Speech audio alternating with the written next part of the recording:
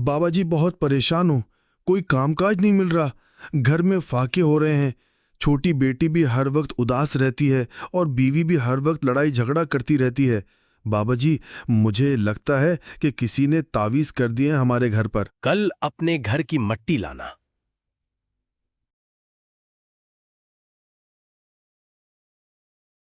को तो बताऊं?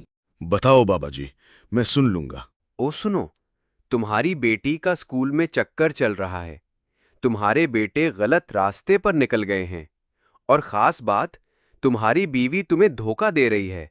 उसका चक्कर तुम्हारे पड़ोसी के साथ चल रहा है। हंस क्यों रहे हो? आदमी, बाबा जी, अगर हंसने की वजह बताऊं तो आप सुन लोगे? बाबा जी, हाँ हाँ, सुन लूंगा। मैं घर से मट्टी लाना भूल गया था, तो मैंने आपके आंगन से ही उठा ली थी मट्टी। No no no no